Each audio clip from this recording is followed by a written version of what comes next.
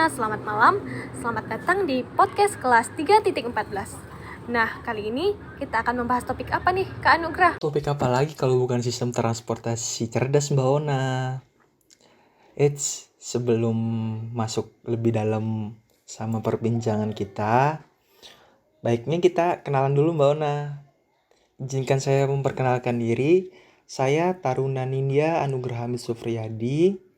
Asal saya dari Indramayu, Jawa Barat. Selaku moderator di podcast kelas MTJ 314. Saya nggak sendiri loh. Ada teman saya yang cantik jelita dari Kabupaten Landak. Siapa lagi? Silakan Mbak Ona. Halo semuanya, perkenalkan, nama saya Taruni Nindya Onaria. Saya berasal dari Kabupaten Landak, Kalimantan Barat. Saya selaku moderator podcast 314 yang kali ini akan menemani Kak Anugrah loh. Ayo Kak, kita lanjut perkenalan sama para narasumber kece kita.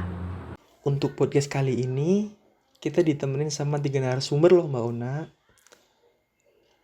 2 gadis dan 1 pemuda. 2 dari Pulau Jawa, 1 dari Pulau Kalimantan. Yang pertama ada Mas Yusuf dari Bogor. Yang kedua ada Teteh Rizka dari Bandung. Lalu yang ketiga ada Kakak Siti dari Kota Waringin Barat. Lebih jauhnya, enaknya kita kenalan dulu nih sama 3 narasumber. Ya nggak Mbak Ona? Nah, bener nih Kak Anugrah. Di narasumber kita yang pertama ada Kak Yusuf nih. Yuk Kak, perkenalkan diri dulu. Oke, terima kasih untuk Anugrah dan Onaria. Sebelumnya, ada pepatah mengatakan, tak kenal maka tak sayang. Oleh sebab itu, izinkan saya memperkenalkan diri. Nama saya Yusuf Agus Salim, asal Kabupaten Bogor, Provinsi Jawa Barat, nomor taruna 2002373, dan saya biasa dipanggil dengan nama Yusuf. Terima kasih. Oke, keren sekali Mas Yusuf. Lalu yang kedua ada Teteh Rizka. Silakan Teteh Rizka untuk memperkenalkan diri. Baik, terima kasih Mas Anugrah dan juga Mbak Onaria. Sebelumnya izinkan saya untuk memperkenalkan diri. Nama saya Gusrina Rizka Ramadhani, biasa dipanggil dengan nama Rizka. Saya berasal dari Kabupaten Bandung, Jawa Barat, nomor taruna 2002137.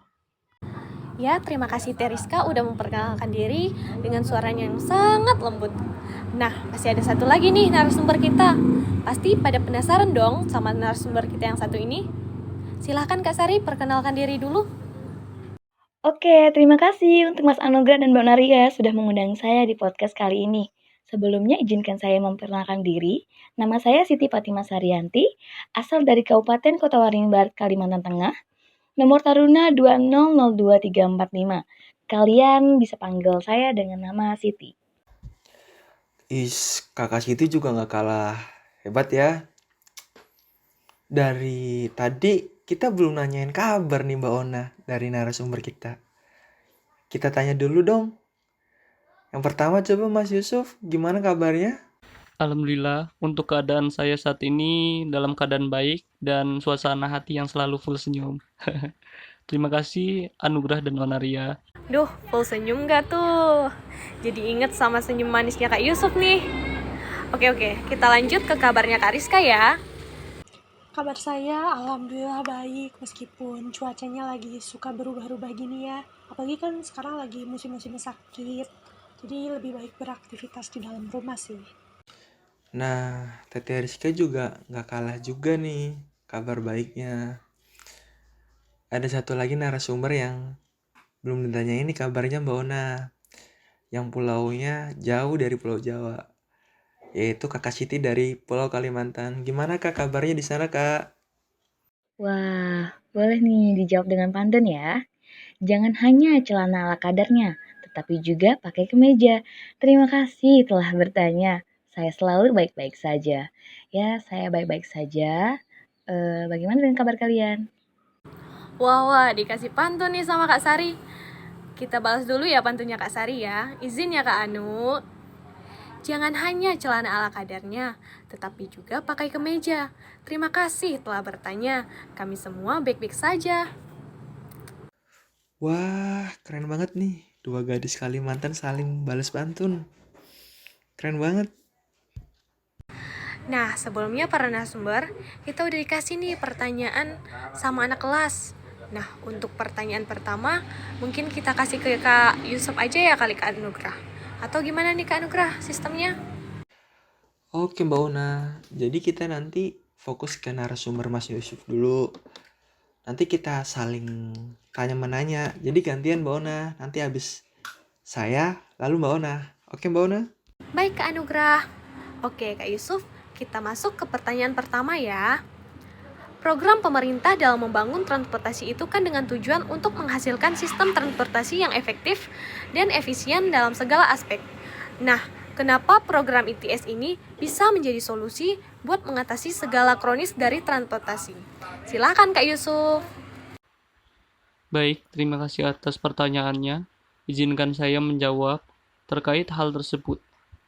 Diakui bahwa masalah buruknya sistem transportasi jalan dan isu lemahnya mobilitas serta produktivitas, hal itu harus ditangani. Penanganan dengan cara konvensional melalui pelebaran dan penambahan panjang jalan, terutama pada jaringan jalan perkotaan, akan membutuhkan biaya tinggi karena berkaitan dengan aspek ekonomi, sosial, dan politik. Salah satu solusi untuk mengatasi masalah tersebut di negara-negara maju yaitu dengan penerapan sistem teknologi cerdas yang disebut Intelligent Transportation System atau disebut ITS. Intelligent Transportation System atau ITS adalah sistem yang menerapkan teknologi informasi dan komunikasi secara elektronika melalui software dan hardware komputer dalam bidang transportasi jalan yang mengintegrasikan unsur-unsur lalu lintas seperti jalan, kendaraan, dan orang atau pengemudi. Penyelenggaraan sistem transportasi cerdas di Indonesia mengacu pada Peraturan Keputusan Menteri Nomor 76 Tahun 2021 tentang Sistem Manajemen Transportasi Cerdas. Baik, terima kasih Mas Yusuf atas jawabannya. Lalu yang kedua ada pertanyaan lagi nih Mas Yusuf. Apa tujuan pemerintah membuat program ITS untuk pemecahan masalah transportasi? Mohon izin Mas Yusuf, silahkan dijawab. Baik, terima kasih atas pertanyaannya. Izinkan saya menjawab. Tujuan sistem ITS adalah untuk mengurangi kepadatan lalu lintas, mengurangi waktu perjalanan atau travel time, meningkatkan keselamatan, meningkatkan kualitas lingkungan, dan pada akhirnya berdampak pada peningkatan produktivitas ekonomi. Selain itu, kenapa kita membutuhkan ITS dalam kehidupan transportasi sehari-hari yaitu untuk yang pertama mengurangi kemacetan, lalu yang kedua peningkatan keselamatan jalan, yang ketiga yaitu mengurangi polusi, dan keempat yaitu pembiayaan infrastruktur lebih baik. Wah, terima kasih Kak Yusuf atas jawabannya. Kak Yusuf, nih ada satu lagi nih pertanyaan untuk Kak Yusuf. Setelah mengetahui begitu pentingnya ITS, kebijakan apa saja yang bisa dibuat oleh pemerintah terkait penerapan ITS? Nah, silakan Kak Yusuf. Baik, izinkan saya menjawab. Kebijakan yang bisa dibuat oleh pemerintah terkait penerapan ITS. Yang pertama, pembuatan kota pintar atau cerdas, yaitu kota yang mengintegrasikan teknologi informasi dan komunikasi dalam pemerintahannya untuk meningkatkan pelayanan publik dan kesejahteraan warganya. Yang kedua, pembuatan kota hijau, yaitu kota yang didesain dengan memperhatikan dampak lingkungan, di mana ini bertujuan untuk mengurangi polusi karena pepohonan atau tumbuhan yang ada akan menyerap karbon dioksida. Yang ketiga, membuat kota berkelanjutan, yaitu kota yang menerapkan konsep berkelanjutan dan ramah lingkungan. Terima kasih Mas Yusuf. Oke teman-teman, seperti yang Mas Yusuf bilang tadi, bahwa kebijakan yang dibuat oleh pemerintah terkait penerapan ITS itu ada 3. Yang pertama ada kota pintar, yang kedua ada kota hijau, dan yang ketiga ada kota berkelanjutan.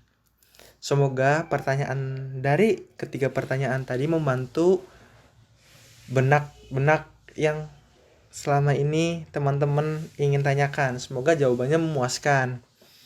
Oke, lanjut kita pindah ke kota Bandung, yaitu ada narasumber kita yaitu Teriska.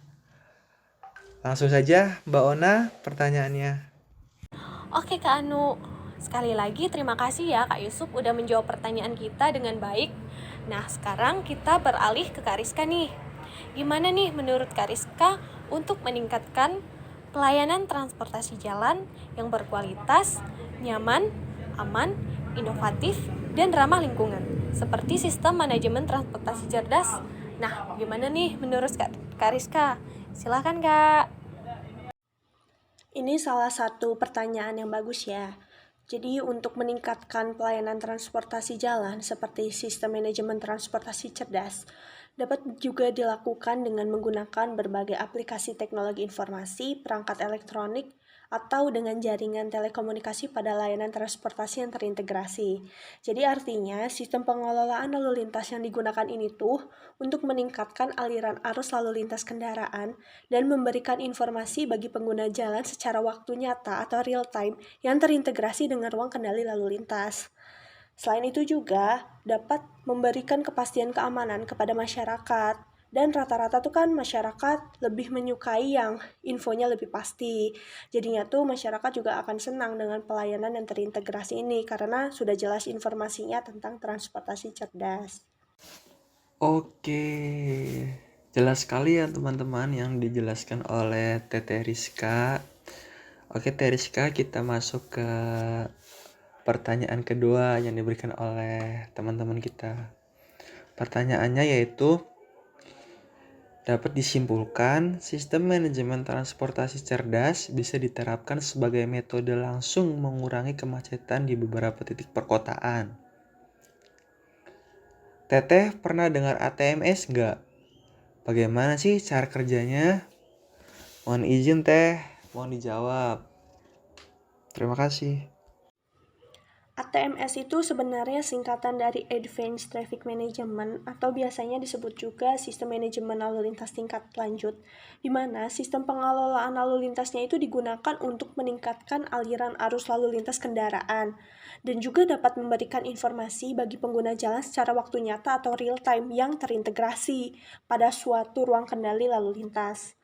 Nah, terus bagaimana sih cara kerjanya? Nah, cara kerjanya itu informasi real time yang diberikan kepada pengguna jalan termasuk pada sistem manajemen tingkat lanjut dengan subsistemnya itu dapat berupa pengaturan, pengendalian kawasan lalu lintas, pengendalian rambu elektronik, pemantauan kejadian kecelakaan, penegakan hukum secara elektronik, pendeteksi prioritas bus, dan lain sebagainya. Yang mana memang prinsipnya dari sistem ini itu adalah peralatan yang digunakan terhubung ke ruang kendali dan dapat diubah pengaturannya itu nanti sesuai kebutuhan. Oke Teh Rizka, makasih ya atas jawabannya. Tapi ada satu lagi nih pertanyaan terakhir untuk Teh Rizka. Nah, sebelumnya tadi kan kita udah membahas bagaimana cara meningkatkan pelayanan transportasi jalan. Salah satunya dengan manajemen transportasi cerdas. Dan membahas juga tentang ATMS dan cara kerjanya. Nah, kira-kira Teh Rizka tahu nggak cara pelayanan ATMS itu sendiri gimana? Silahkan Teh dijawab dulu.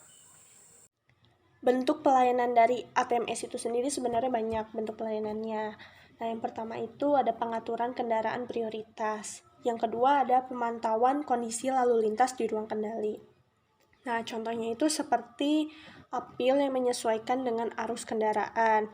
Informasinya itu kan nanti melalui isyarat suara atau juga dengan tulisan dan gambar. Nah, selanjutnya ada pendeteksi kecepatan kendaraan. Terus ada juga penindakan pelanggaran lalu lintas yang alurnya itu nanti dimulai dari pemantauan CCTV. Kemudian misalnya ada kendaraan overload atau ugal-ugalan nih. Nah, itu nanti kan bisa dilihat terekam data plat dan visual kendaraannya.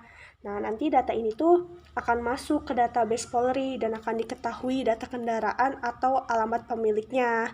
Lalu akan dikirimkan surat tilang dan membayar denda melalui bank.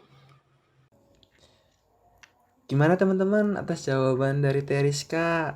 Seperti yang Teriska katakan bahwa pelayanan ATMS itu ada 4 pelayanannya. Yang pertama yaitu pengaturan kendaraan prioritas. Yang kedua pemantauan kondisi lalu lintas di ruang kendali. Yang ketiga deteksi kecepatan kendaraan. Dan yang keempat yaitu penindakan pelanggaran lalu lintas. Semoga apa yang telah ditanyakan dapat terjawab ya teman-teman. Oke, kita lanjut ke narasumber yang ketiga Mbak Ona, yang dari Pulau Kalimantan tentunya. Kak Siti, ini ada pertanyaan dari teman-teman untuk Kakak Siti. Yang pertama yaitu ITS diterapkan karena memiliki banyak kelebihan. Tetapi kendala dalam penerapan ITS itu apa aja? Mohon dijawab ya Kak Siti. Terima kasih. Baik, izinkan saya menjawab. ITS diterapkan pada moda transportasi umum, misalnya bus, kapal laut, truk, feri, pesawat terbang, dan lainnya. Permasalahan atau kendala penerapan ITS diklasifikasi menjadi 3 sesuai tingkat kebutuhannya, yaitu pertama, ada strategi bisnis, yaitu industri yang kompleks dan terpisah. Kedua, teknologi informasi, yaitu pertukaran data. Dan teknologi ini memiliki resiko investasi tinggi. Yang ketiga, operasi multimoda, yaitu memiliki informasi pengiriman. Jadi tidak hanya kesatuan informasi dari O per D gitu. Ada juga terminal per gate. Kepadatannya sesuai dengan jalur transportasinya. Kemudian ada rute atau flight, yaitu tidak monitornya pergerakan komoditi di titik transitnya. Begitu. Wah, keren ya penjelasan dari Kak Sari. Jelas banget nggak sih? Dijelasin ketiga klasifikasi kebutuhan.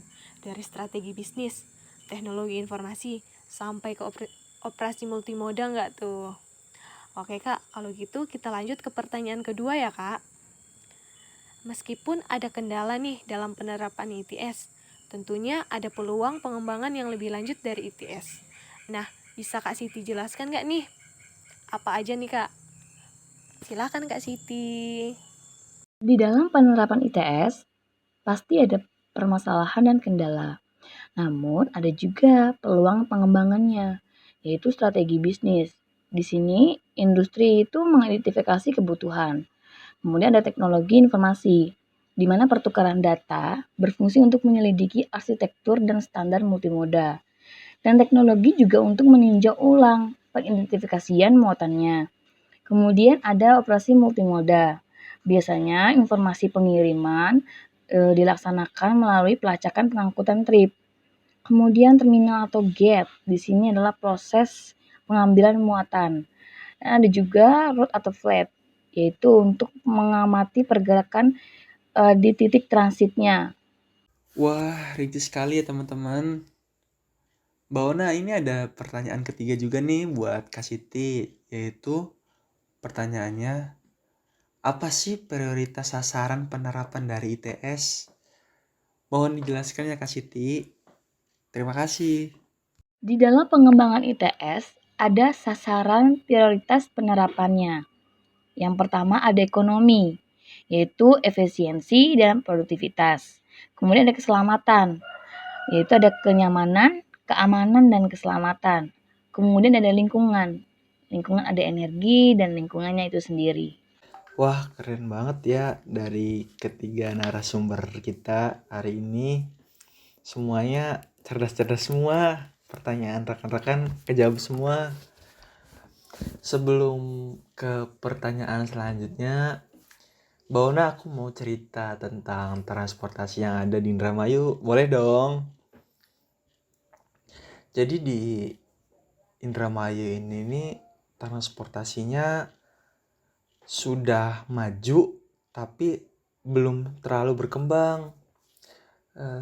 Contohnya masih banyaknya masyarakat yang memanfaatkan angkutan umum baik darat ataupun di laut. Nah, contoh yang di darat yaitu adanya angkot, adanya elf, adanya damri ataupun bus akap atau antar kota antar provinsi. Sekarang masih update loh.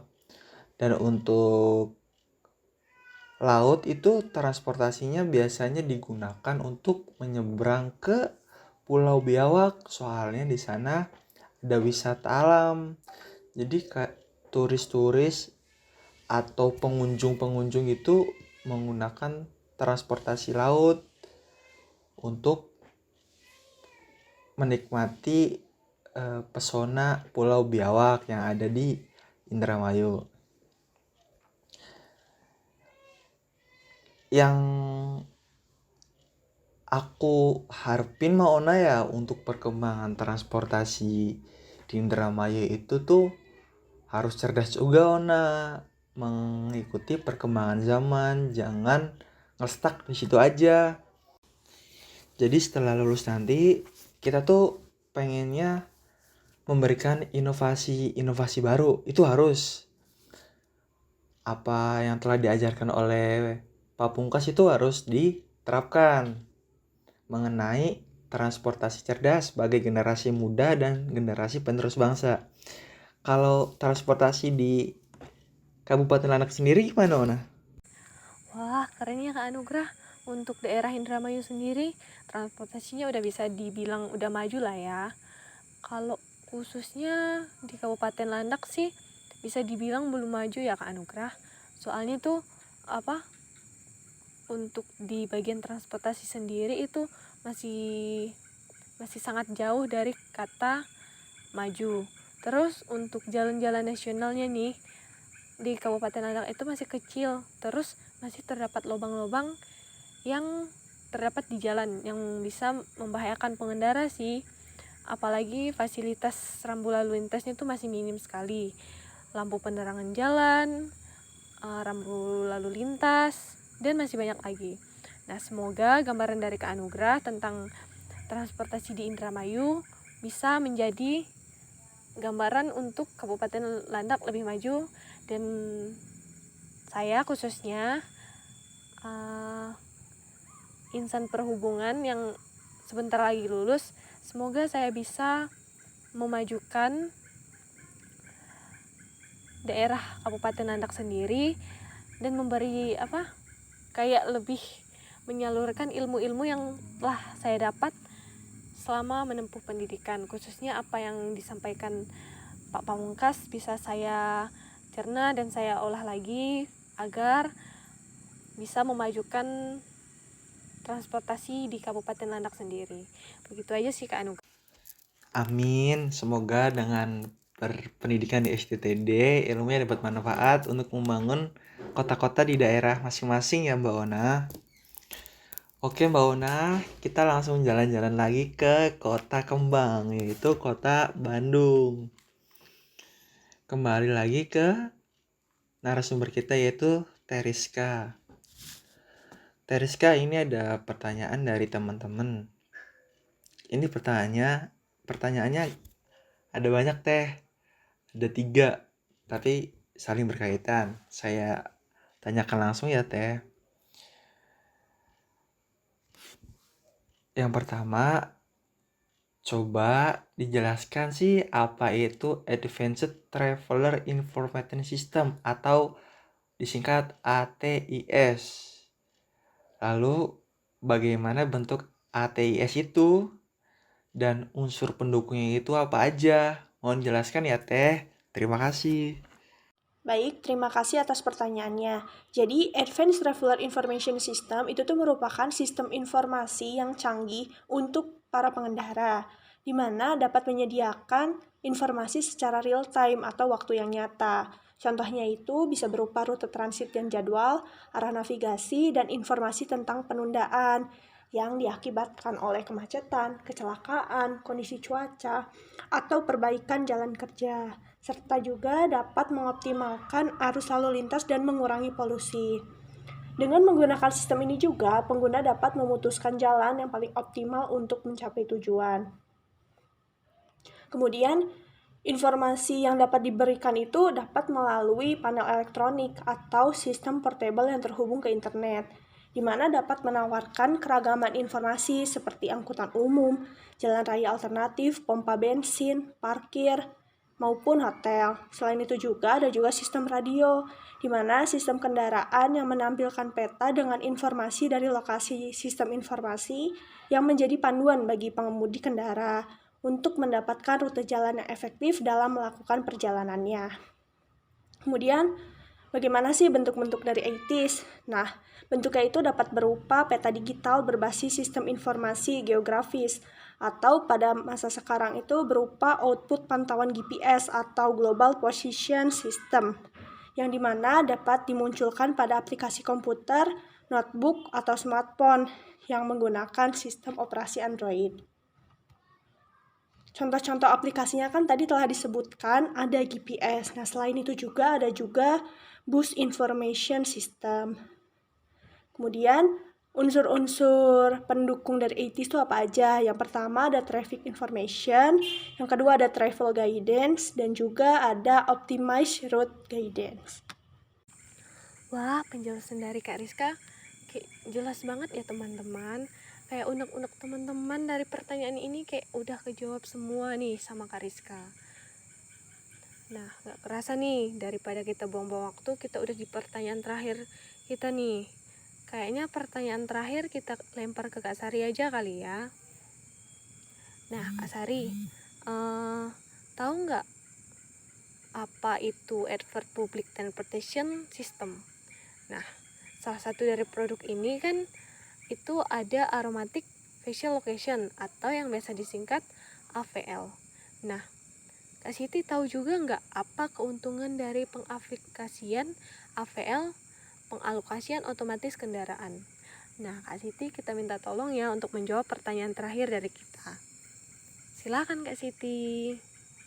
Izin menjawab. Advanced Public Transportation System atau APTS yaitu sistem transportasi umum tingkat lanjut, di mana sistem angkutan umum ini berbasis teknologi yang digunakan untuk meningkatkan aksesibilitas informasi, meningkatkan keselamatan pengguna angkutan umum, serta meningkatkan pemanfaatan dan pengoperasian sarana angkutan umum dan prasarana lalu lintas angkutan jalan. Lalu keuntungan dari pengaplikasian AVL atau Automatic Vehicle Linkage yaitu 1. Menginformasikan supervisor tentang lokasi yang tepat dari kendaraan atau real-time information. Apakah bergerak di jalur yang benar dan memastikan kendaraan angkutan tidak menyimpang dari rute. Kedua, menginformasikan tentang kecelakaan sehingga mempercepat waktu respon dan pengiriman bantuan apabila kendaraan angkutan terlibat kecelakaan. Ketiga, menginformasikan tentang perilaku pengemudi, seperti parkir liar, masuk ke hal-hal ilegal, mengambil istirahat panjang, dan berpartisipasi dalam malpraktik atau melanggar peraturan lalu lintas, mengemudi di luar batas kecepatan. Keempat, AFL juga tidak terbatas pada lokasi kendaraan, tetapi juga menginformasikan tentang variasi suhu di dalam kendaraan yang sangat penting untuk penumpang dan barang-barang yang diangkut, bahkan menginformasikan tentang kebocoran dari mesin kendaraan. Kelima, meningkatkan kepatuhan atau kesesuaian kendaraan dengan jadwal angkutan. Keenam, pengaplikasian AFL dalam sistem transportasi membuat pelayanan transportasi publik lebih terpercaya. Sekian, terima kasih. Wah, jawabannya cukup kompleks ya. Pertanyaan dan jawabannya ini sungguh saling melengkapi. Semoga apa yang dikatakan oleh Kak Siti ini dapat bermanfaat kita semua. Tak terasa podcast kita ini sudah cukup lama ya Mbak Ona. Semuanya berisi tentang wawasan, ilmu, dan pengalaman-pengalaman. Terima kasih untuk 3 narasumber kita untuk kali ini, yaitu Mas Yusuf, Teh Rizka, dan Kakak Siti. Semoga menjadi amal ibadah dalam memberikan materi dan ilmunya. Kata-kata terakhir untuk penutup Mbak Ona, silahkan. Wah, gak terasa ya Kak Nugrah, kita udah sampai di penghujung acara aja nih. Kayaknya kita kali ini berbincang-bincang tuh kayak seru ya Kak Nugrah. Pembawaan si narasumber kita juga kayak seru, lengkap juga. Semua unek-unek teman kita tuh kejawab semua.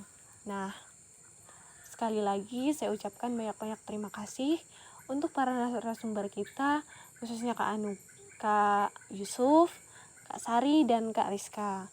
Nah, terima kasih juga untuk Kak Anugrah karena sudah menemani saya di podcast kali ini. Dan satu lagi nih, tak lupa saya ucapkan banyak terima kasih untuk para pendengar setiap podcast kita nih. Gimana nih teman-teman? Udah cukup nggak ilmu yang kita kasih malam hari ini? Semoga ilmu yang kita kasih dapat teman-teman dapat menambah wawasan teman-teman sekalian ya. Semoga dapat ikut ambil bagian untuk memajukan transportasi di daerahnya masing-masing. Nah, akhir kata kami ucapkan terima kasih bersama Kak Anugrah. Kami berdua pamit undur diri. See you next time. Bye-bye.